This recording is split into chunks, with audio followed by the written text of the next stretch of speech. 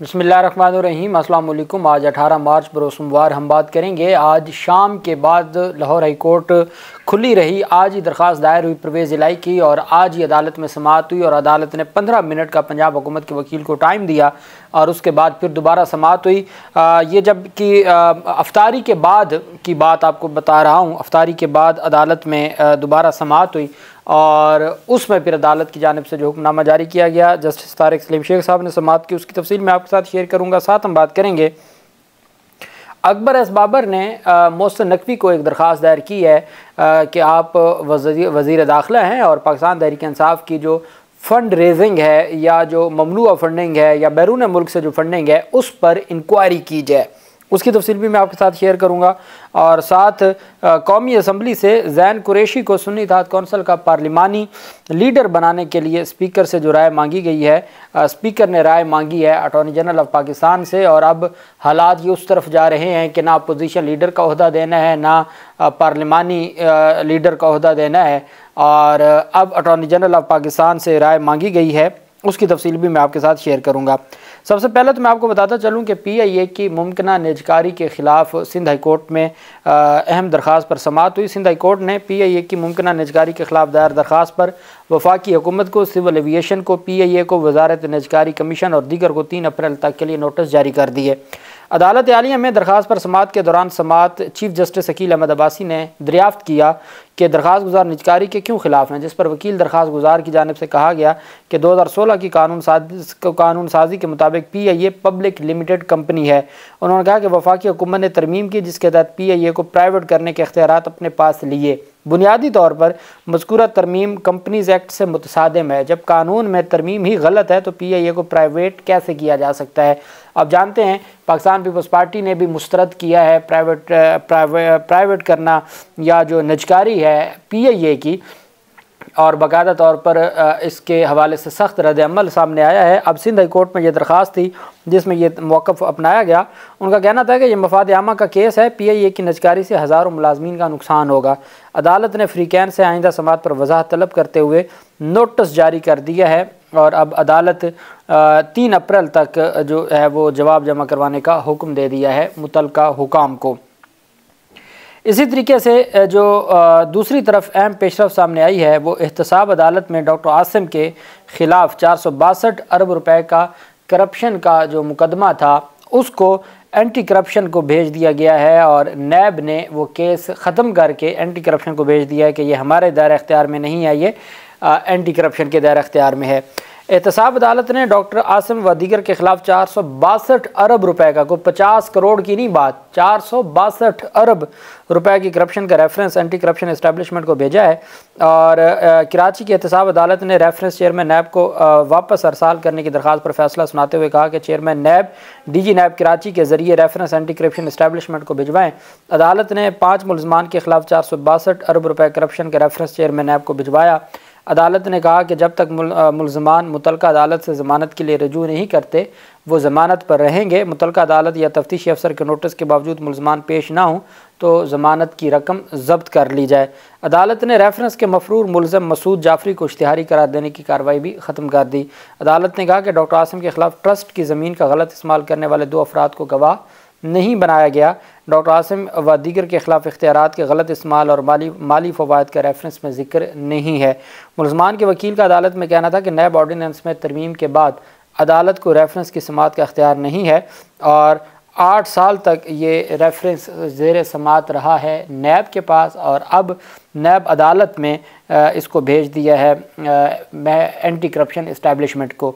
अब डॉक्टर आसिम की जो टीम है वो ये चाहती थी कि ये केस वापस चला जाए नैब के पास और नैब अगर चाहे तो भेज दे, ना चाहे तो ना भेजे, लेकिन अदालत ने डायरेक्ट ही भेज दिया मुतलका हुकाम को और अदालत की जानिब से ये जो केस है वो भिजवा दिया गया।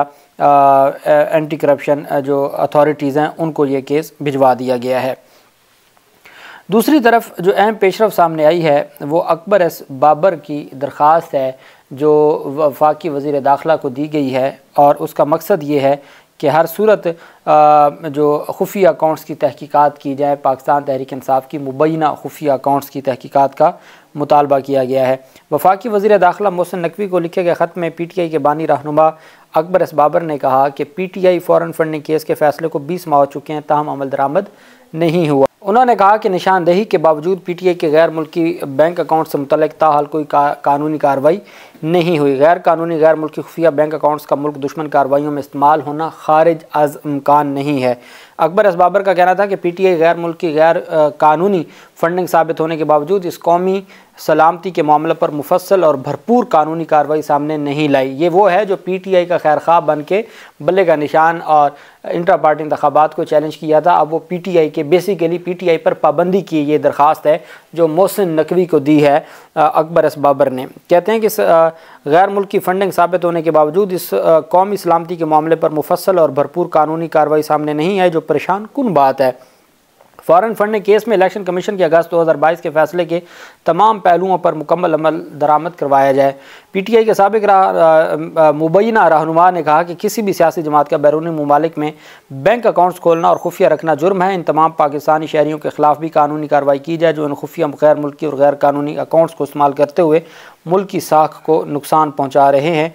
ये जनाबे वाला अकबर एस बाबर ने दरख्वास्त मोहसिन नकवी को दायर की है और मोहसिन नकवी को इस वजह से दरख्वास्त दायर की गई है कि उनको उम्मीद है कि मोहसिन नकवी उनको इंसाफ देंगे और पाकिस्तान तहरीक इंसाफ के ख़िलाफ़ कोई फ़ैसला आएगा।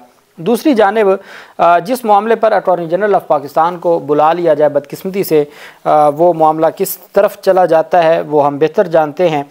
अब ज़ैन कुरैशी को सुन्नी इत्तेहाद कौंसिल का पार्लिमानी लीडर बनाने के लिए स्पीकर कौमी असम्बली ने अटॉर्नी जनरल ऑफ पाकिस्तान से राय मांगी है। ज़राए के मुताबिक ज़ैन कुरैशी को नामज़द करने वाले हामिद रज़ा स्पीकर कौमी असम्बली का ये कहना है कि उनको नामज़द किया है हामिद रज़ा ने। हामिद रज़ा जो ख़ुद आज़ाद इलेक्शन लड़ के आए हैं। ज़ैन कुरैशी को सुन्नी इत्तेहाद कौंसिल की जो पार्लिमानी लीडर कैसे बनाया जा सकता है, अटॉर्नी जनरल की राय के बाद स्पीकर एयाज सादिक पार्लिमानी लीडर का फ़ैसला करेंगे। स्पीकर ने अभी तक उमर अयूब को अपोजिशन लीडर मुकर्रर करने का भी नोटिफिकेशन जारी नहीं किया। इनकी कोशिश होगी कि पाकिस्तान तहरीक इंसाफ को ना तो अपोजिशन लीडर का ओहदा दिया जाए, ना पार्लिमानी लीडर इनका मुकर्रर किया जाए और ये अपने ही किसी को आज़ाद को भले बिठा दें, किसी को बिठा के अपोजिशन करवाने की कोशिश करेंगे। और फिर अगली बात जब इनसे कहा जाता है कि ये आप दुरुस्त नहीं कर रहे, कहते हैं चले जाएं आप अदालतों में और जाएं और अदालतों में जाके अपना केस साबित करें और अपना रिलीफ लें। तो जब ये बात आती है तो समझ आ जाता है कि उनको चूँकि पता है कि ये इतना लेंथी मामला है। आज भी सुप्रीम कोर्ट ऑफ पाकिस्तान ने फरमाया, जब बलूचिस्तान का केस था PB 50 का जिसमें दोबारा इंतखाबात का हुक्म दिया है, तो उसमें मुअज़्ज़ज़ अदालत ने कहा कि जब फॉर्म 45 और फॉर्म 47 की बात हुई तो मुअज़्ज़ज़ अदालत ने कहा कि आप जाएँ ट्राइब्यूनल में जाके साबित करें। 400 से ज़ायद इलेक्शन केस हैं, वो अब हमने तो नहीं सुनने। ये जो जमहूरियत के लिए इंतखाब सबसे ज़रूरी है और आइन के लिए जमहूरियत सबसे ज़्यादा ज़रूरी है, उन मामलात पर इस तरीके से जो है वो हमने देखा। दूसरी तरफ ज़िमनी इलेक्शन में एक तो हमाद अज़हर के कागज़ात नामज़दगी जमा नहीं होने दिए गए और हमाद अज़हर का कहना है कि रिटर्निंग अफसरान ने उनके कागज़ात नामज़दगी वसूल करने से इनकार कर दिया। दूसरी जानिब परवेज़ इलाही की चूँकि जो वकला टीम है वो इंतहाई स्ट्रॉन्ग है और वो एक तो उन्होंने इलेक्शन कमीशन में दरख्वास्त दायर की, इलेक्शन कमीशन से भी ऑर्डर ले लिया और फिर वो लाहौर हाई कोर्ट में भी आज दरख्वास्त दायर की। आज ही दरख्वास्त दायर हुई, आज ही समाअत के लिए मुकर्रर हुई और ये समाअत के लिए मुकर्रर हुई शाम के वक्त। जस्टिस तारिक सलीम शेख साहब ने समाअत की और जो वकला थे आमिर सईद राम पेश हुए पाकिस्तान तहरीक इंसाफ के जो सदर हैं परवेज़ इलाही उनकी जानिब से, और जब के जो सरवर नहंग साहब हैं एडिशनल एडवोकेट जनरल पंजाब वो पेश हुए। चूँकि अभी तक जो एडवोकेट जनरल पंजाब हैं या एडिशनल एडवोकेट जनरल, पहले तो हम देखते थे कि नई हुकूमत आने के बाद तब्दील हो जाते थे, लेकिन वही निगरान हुकूमत वाले ही चूँकि उस वक्त भी जो इसी तरह एक निज़ाम चलाया जा रहा था। तो जस्टिस तारिक सलीम शेख साहब ने समाअत की तो पंजाब हुकूमत पर सख्त बरमी का इज़हार किया और कहा कि किसी भी उम्मीदवार को कागजात जमा करवाने से नहीं रोका जा सकता। अदालत ने पंजाब हुकूमत से वज़ाहत तलब करते हुए कहा कि मैं बैठा हूँ, पंजाब हुकूमत आज ही जवाब जमा करवाए। दरख्वास्त गुजार के मुताबिक परवेज़ इलाही के कागजात नामजदगी जमा कराने से पुलिस रोक रही है। परवेज़ इलाही ज़िमनी इलेक्शन में PP 32 से हिस्सा ले रहे हैं। पुलिस को हरासा करने से रोकने की इस्तदा की गई।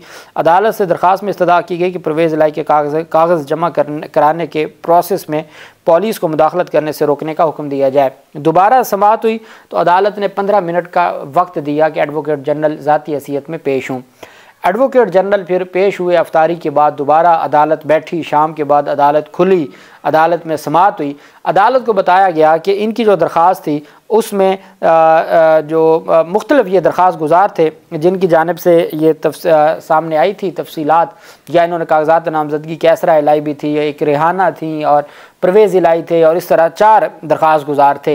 इलेक्शन कमीशन को भी इन 4 दरख्वास्त गुजारों की जानिब से दरख्वास्त दायर की गई थी और इलेक्शन कमीशन ने भी आज फ़ैसला दिया।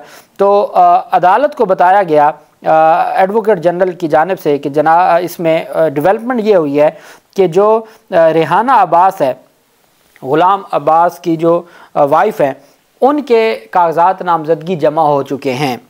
अदालत को बताया कि रेहाना अब्बास की हद तक कागजात नामजदगी जमा हो चुके हैं। एडवोकेट जनरल पंजाब ने लाहौर हाई कोर्ट के सामने ये मौक़िफ़ अपनाया कि जनाबे वाला ये आपको सही बात नहीं बता रहे जो परवेज़ इलाही के वकला हैं। एक बात तो ये है कि ये 4 दरख्वास्त गुजार हैं, उनमें से एक दरख्वास्त गुजार रेहाना अब्बास के कागजात नामजदगी जमा हो चुके हैं इलेक्शन कमीशन के रिकॉर्ड के मुताबिक।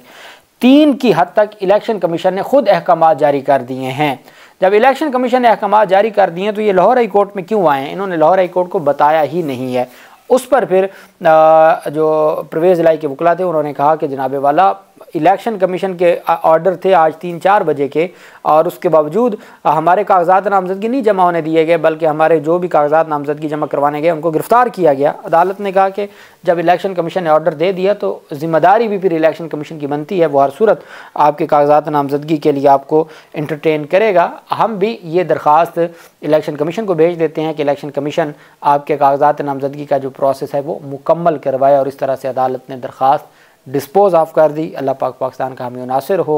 बहुत शुक्रिया। अल्लाह हाफिज़। पाकिस्तान जिंदाबाद।